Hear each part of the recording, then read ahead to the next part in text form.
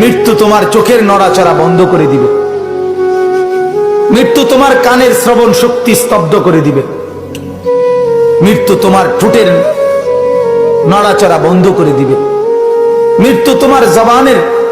শব্দ উচ্চারণ আওয়াজ বন্ধ করে দিবে, মৃত্যু তোমাকে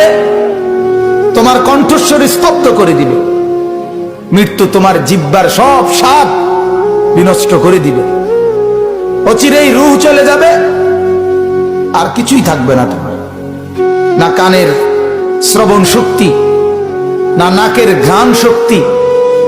না চোখের দৃষ্টি শক্তি, না চামড়ার অনুভব শক্তি, না পায়ের চলার শক্তি,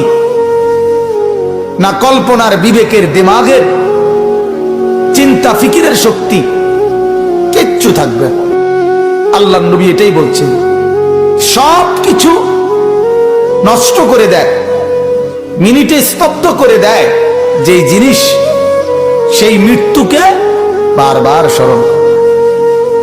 বারবার স্মরণ করো, বারবার স্মরণ করো।